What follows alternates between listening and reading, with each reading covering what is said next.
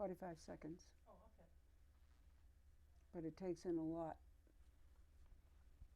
You don't want to waste 45 seconds.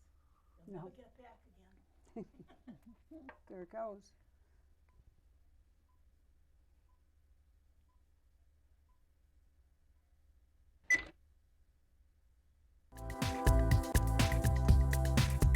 The following program was produced by Community Producer. The content, views, and opinions expressed are the sole responsibility of the community producer and do not reflect Malden Access Television, the City of Malden, or your cable provider.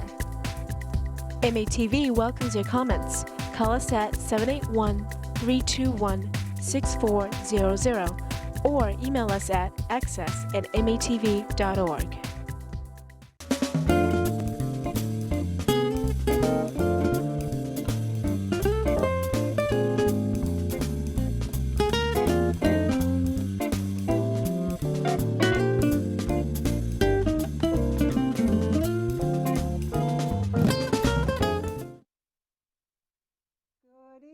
Good evening.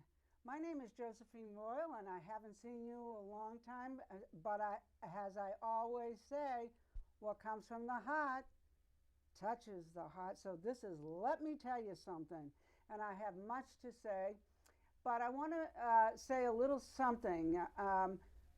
MATV annual meeting is coming up, and it's on the 26th down at Anthony's, and I don't have the card with me.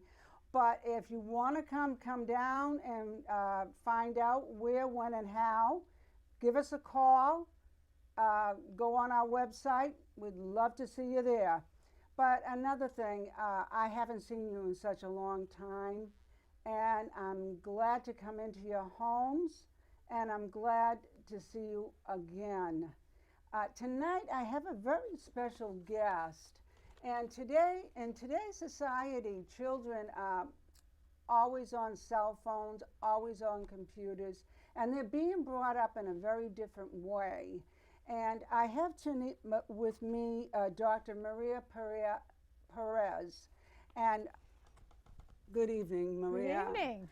I just have to tell you, this is a lovely lady, and she's a dear friend of mine as well.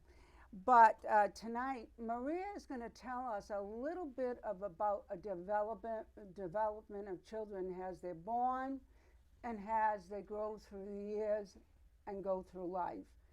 Tell me something about yourself. How did you get into this business? How did I get into this business? Yes. Child development? Yes. Who inspired you? I guess who inspired me would be my mother. She was an amazing mother. She was an amazing parent. She was kind, loving, considerate, and she truly is my role model. Truly my role model. That's nice to hear, folks, isn't it? Yes. Nice. Yes. And tell me about the journey, about your process, how you got developed in child development, teaching, reading, reflecting, learning, and observation. So my journey in child development began many years ago. I'm a parent of 3 daughters and 10 grandchildren. Wow. So needless to say, I'm really concerned about children. Mm-hmm. When you have 10 grandchildren, it's hard not to be. And so from that, I have decided to do a lot of reading and research. And I'm also teaching a class in a college, which I'm teaching a class in human growth and development. So that really has sparked my interest. And I needed to find out. I needed to teach myself so I can teach others. And when you think about your own parenting, I was a young mother many years ago. And I really, like most parents, didn't do everything right and made some mistakes. So now, as an adult, as a grandparent, I'd like to help others not make the same mistakes I made, and help them to learn some of the nuances of how to really have a child develop and to do well in life, just to have a lifelong, lasting, healthy life. So my teaching and my reading, for the last 3 years, I've been reading books on child development. And I've been reflecting on my learning and also becoming very observant of children. Everywhere I go, I'm watching children, I'm watching parents, and I'm looking to see the nuances, and really just for my own empirical evidence, looking at what is the best environment for children, what do parents need to do, what do teachers need to do. I'm also working in a school, and I've been working with children for the last 15 years, and in a school setting. So I've seen the development of, especially in the area of social emotional challenges. And over the years, really, that has become the focus. I know here in Malden it is, and in most communities it has to be. Our children are struggling. And so tonight with you, I'd like to focus on social emotional learning. And what does that look like? And what do children need? Because really, that's the missing piece. We're giving our children lots of things. We're giving them toys. We're giving them iPads and all kinds of screens, like I like to use that term, and maybe even vacations. But are we meeting their emotional needs? That's I think about that a great deal, because when you go out and have dinner or supper, what do you see? You see people on their cell phones, on their iPads, and I wonder about that. So what is, I know that you taught in the Malden sector. I work in the Malden Public Schools. I actually work with Linden STEAM Academy as an occupational therapist. So I'm working with children in the area of helping them in terms of just helping them to be a great student, whether it's writing, whether it's executive functioning, control. It could be just something as simple as helping them create checklists and just order their day, their school environment, just changing their school environment. Once again, to help children be successful. We want our children to be successful in every sphere of influence that they're in. Do you think children nowadays have trust? Well, if you look at the research in the area of trust, children learn trust by having trustworthy people around them. So when a parent is attentive, when a parent is a I like to use the term responsive parenting. So when a parent is attentive to their child, a 2-year-old, a 1-year-old, whatever age, that especially during those first 3 years, and that's a first stage of Erickson's stage of development.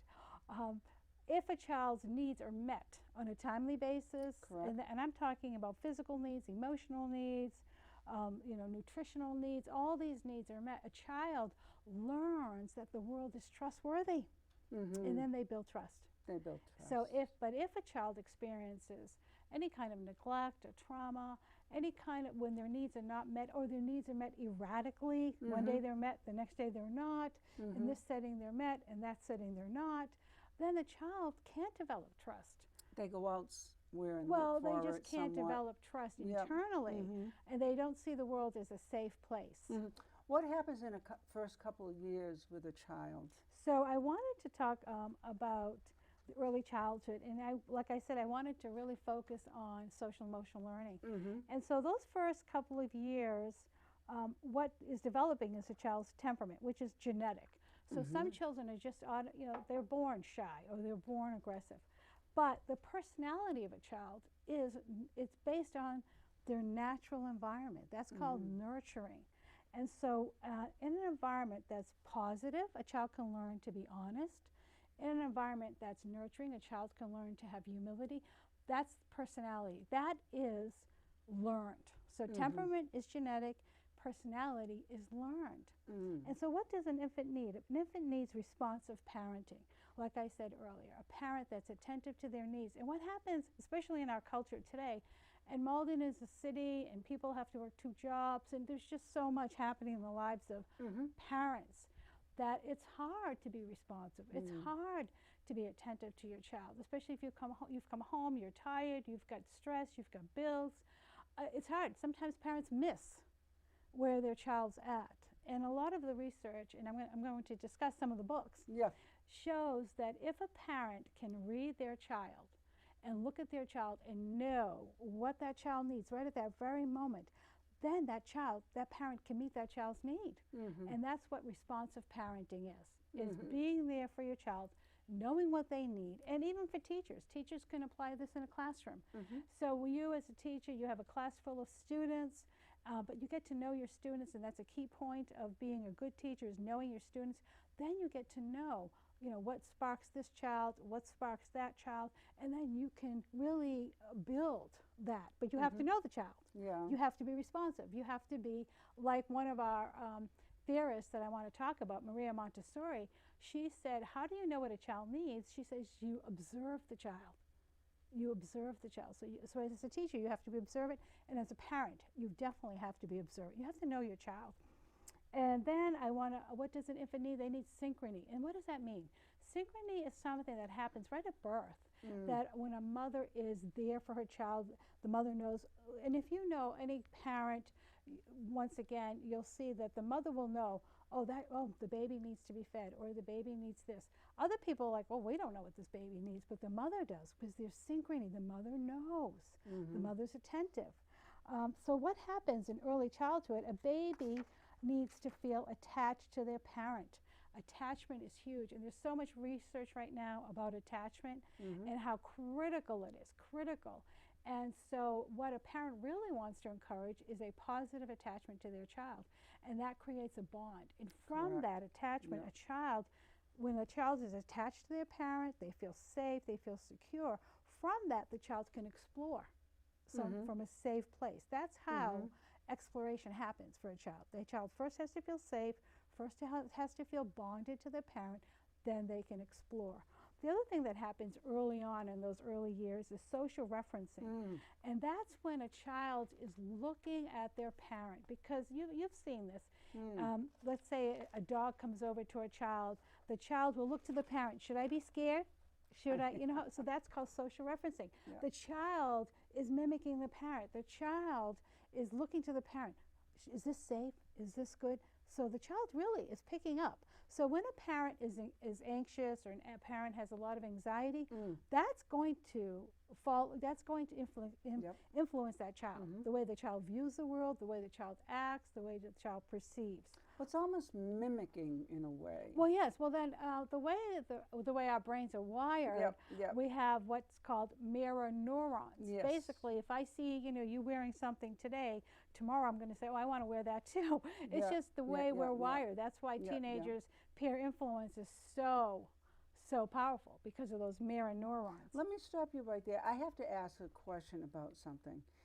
Before a child is born, you hear of parents, which I did myself, play music and these things, because I believe a child can hear. Absolutely, absolutely. The research has shown that a baby in utero does hear. Yes. They've done research where they'll play music to a child in utero, and then later on play music, the same music, and the child will kick their feet. They know, distinctly know the music, and the child can hear the mother's voice.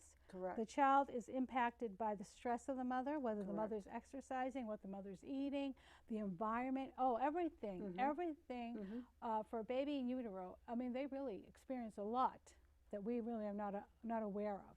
Well, right now I'm going to stop you, and we're going to have that rolling right at this point.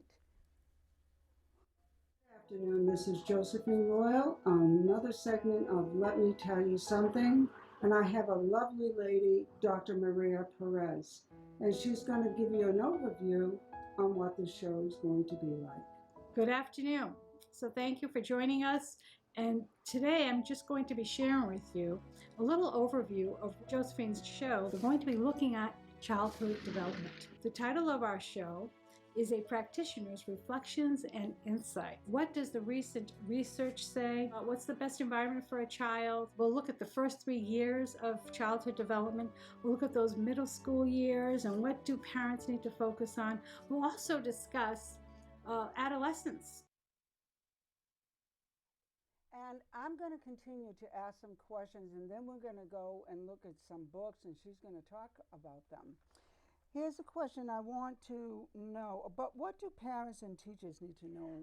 So all the reading that I've done and the research I've done, and it's funny because one day I was at the beach, and I lived near the beach, and it was a quiet day, and I saw the waves coming in, and they were just very smooth and very calm, and I really felt like that's the kind of life a child needs. A child needs a life that's consistent. A child needs a life that's predictable. And the research shows that when a child can predict their day, when there's consistency, when there's rituals, all of these help a child emotionally. Remember, we're talking about social and emotional aptitudes. So when a child lives in a predictable an environment where there's routines for bed, routines for the morning, routines for the afternoon, when there's rituals. I know some people that keep Shabbat on a Friday evening, and that's such a powerful ritual. Rituals are so powerful for children. It gives them order, it gives them structure, it gives them security. So we want to give our children rituals. Create rituals. Even family dinner. Family dinner is a ritual. And really what we want to provide for our children is an orderly life. Just like that seed just kept rolling in. It was orderly. That's the kind of environment we want to provide for our children. Having discussion at yes, dinner. at dinner. Oh, absolutely. Dinner It's hour. loving. Oh, dinner hour. The Yes. research has showed how powerful it is. And I actually comment on it even just twice a week. It could be so instrumental for your child's emotional health and welfare. A child needs to feel loved. A child needs to feel affirmed. They need to have in a secure environment, and they need to be protected. Children need lots of hugs, lots of kisses, lots of smiles, gentle words. I mean, especially during those, like we said, those early years. That's what children need. Lots of hugs, smiling. They want to know that they're loved and that you love them, that you're there for them. So I wanted to look at just a couple of books in terms of those early years. Yes. And this one here, this is called Being There, and Why Prioritizing Motherhood in the First 3 Years Matters. And so this author here, and it's a little controversial.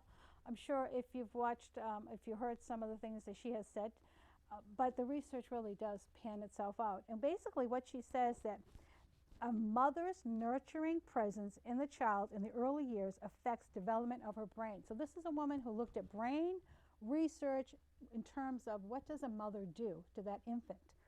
And the more time, she says, you spend with your child, the more likely it will be that you'll learn his or her needs. And that's absolutely true. Correct. So when a mother spends an adequate amount of time with her child, you know the child, so you can meet their needs. She says that the first 3 years of a child's life are critical window into the child's right brain and nurturing emotional health. So when a child develops, their right brain develops first. And so when a mother is holding her child, nurturing her child, communicating, she's developing that emotional part of that child's brain. A study published in 2009, and this is all from this book, shows that just touch, reduces cortisol. Remember, we're trying to reduce the stress in a child's life, the stress hormone in both infants and mothers. So the more that a mother holds their baby, the more that you're reducing the cortisol of the child, which is reducing the stress.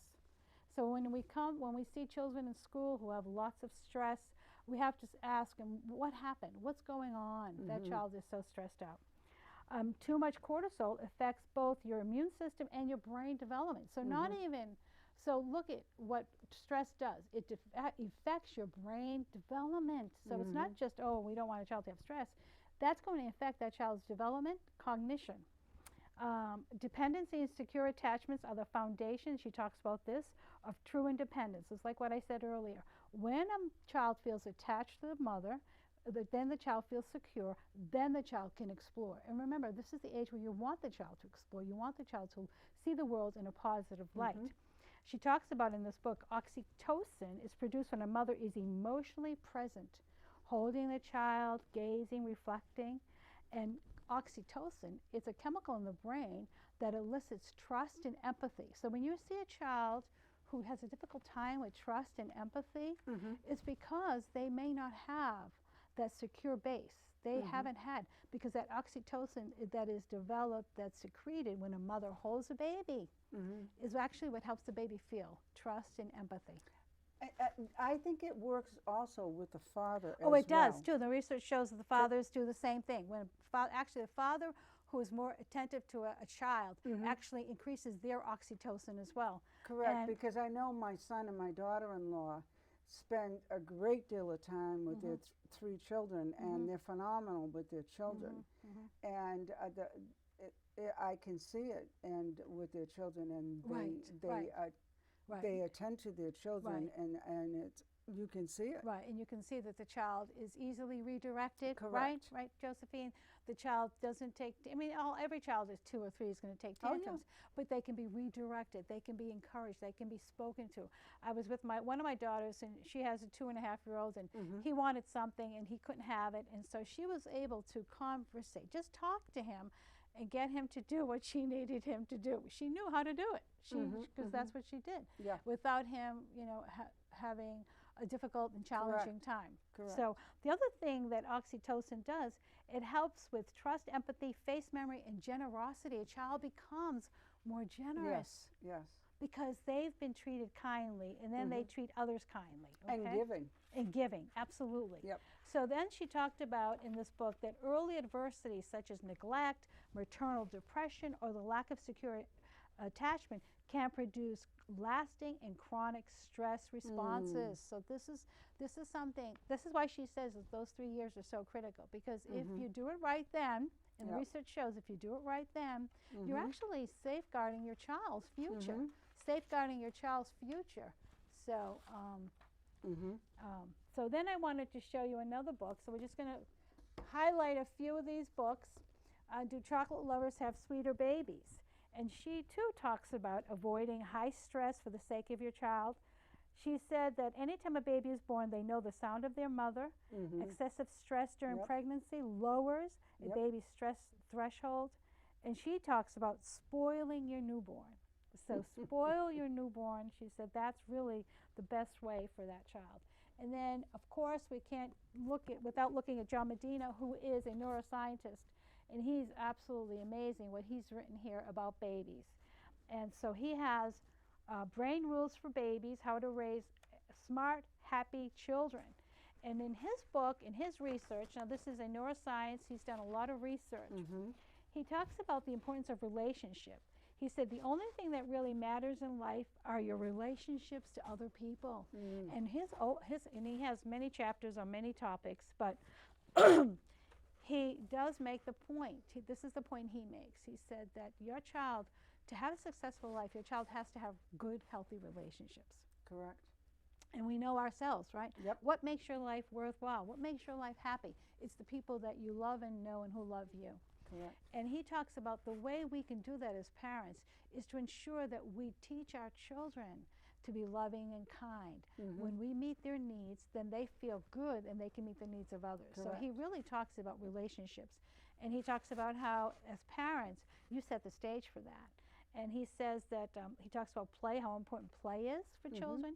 He says that no child before the age of 2 should even watch any TV, should not have any screens. That's true. He says that emotions are like Post-it notes telling the brain to pay attention to something. And then he really emphasized that as parents, right, if you as a parent can predict your child's behavior, that means that you really know them. You know them. So then you can set the stage for success if you can predict. He gives the example in this book about how when he was a young boy, he fell in love with, I think, trains. And his mother knew he loved trains. So then one day he came home and his house was full of trains. So it's knowing the child, meeting the child's need. He also talks about discipline, how it's so important for us to discipline our children. Now, discipline can get a bad rap, but really discipline is guiding your child, helping them do what's right. I think it's how you do it. Right, it's definitely how you do it, but he talks about, he calls it cap your rules, and he says that your rules should be clear. You should express to the child what is acceptable, what's not acceptable. He says you always praise, and we know, like even in the educational setting, there's a lot about positive reinforcement. So he emphasizes that. He says that he talks about punishment, and I don't even like to use the word punishment, but discipline. He said you want to be firm, you want it to be immediate, you want it to be reliable, you want it to be safe, but you also want it to be tolerant. And I'm going to talk a little bit more about parenting in the next part. The other one I wanted to mention was Jordan Peterson, and he's all over the place. And in his book, 12 Rules for Life, chapter 5 talks about parenting. And I don't have that book with me, but he talks about, chapter 5 is all about parenting. And the title of the book, listen to the title. He says, don't let your children do anything that makes you dislike them. This is Jordan Peterson. And the whole chapter is about how, as a parent, if you want to make sure that your child is respectful, is responsible, is dependable, isn't out of control, because if you tolerate that, there are other people who aren't going to tolerate it. So if you dislike it, other people are going to really dislike it. And so you're really setting your child up for failure. Correct. So I love Jordan Peterson. He's just amazing. So I wanted to ask some questions. I know even I'm going to go a little bit further. When adult children, and I know this for a fact, sometimes do things that seem a little bit off the charts, so to speak. Has a mother. I'm a mother and a grandmother. why are you asking me And this? I have to laugh sometimes at things that they do, and I go, really? And sometimes you have to still correct them.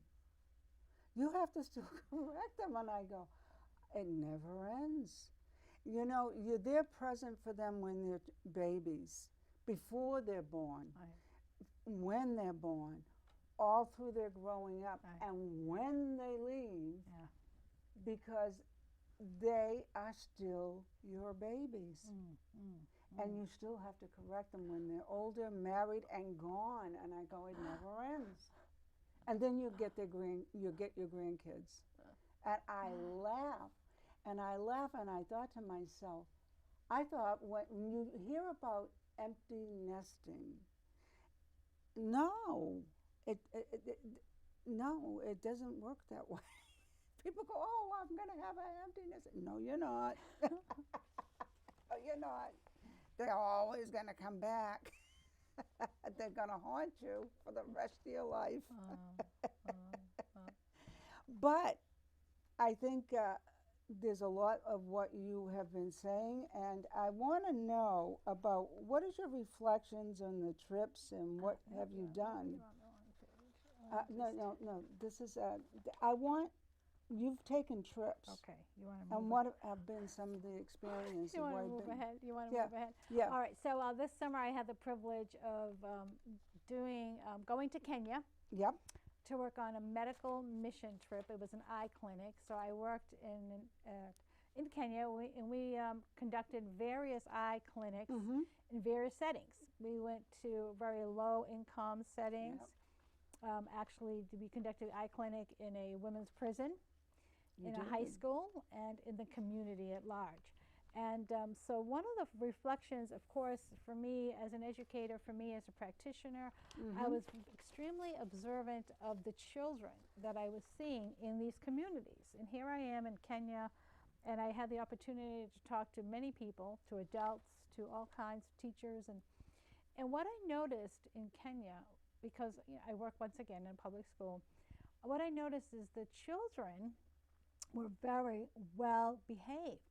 The children were very respectful.